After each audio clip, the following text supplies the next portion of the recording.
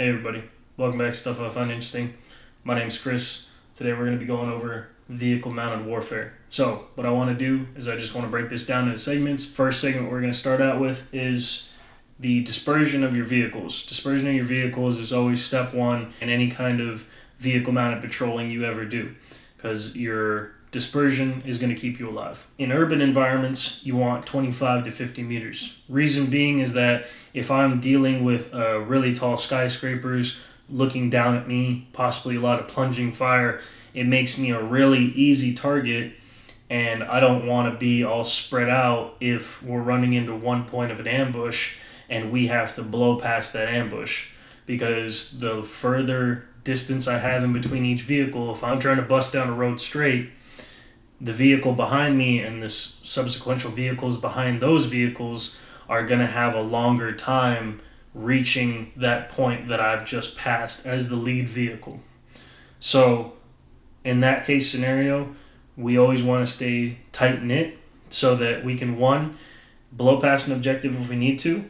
Two, if we have to return fire, we can do so as a unit and all together, because the more guns in the fight, the better you have of either neutralizing your enemy or eliminating your enemy or even getting away from your enemy if that's what the situation calls for. That's why we do 25 to 50 in an urban environment.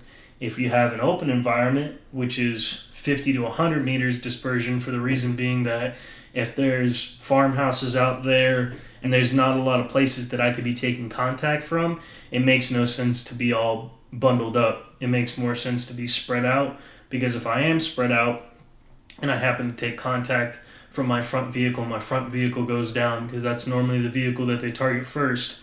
The front vehicle goes down, we can still maneuver around them, bust past whatever contact we were receiving at the time.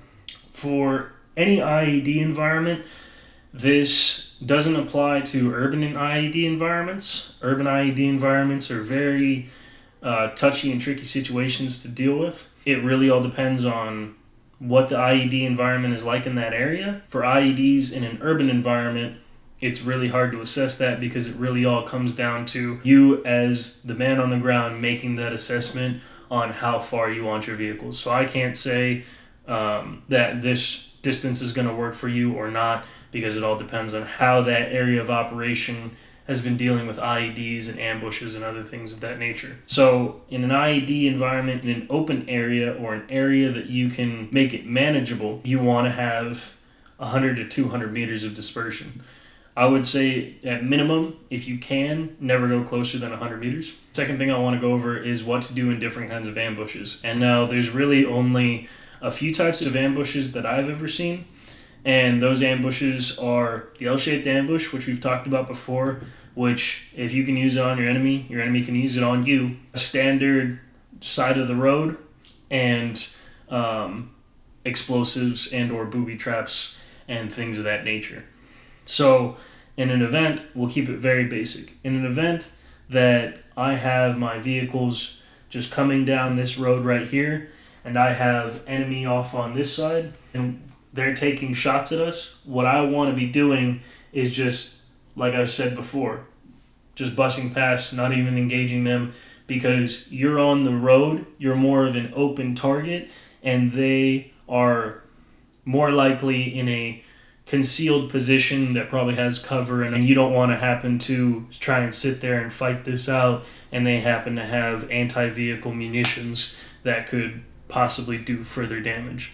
The second thing I want to go into is an L-shaped ambush on vehicles. So in an L-shaped ambush on vehicles, they're going to wait until you're pretty close to passing them. They're going to probably wait until you're about maybe 50 to 100 meters away, depending on the type of group that is there.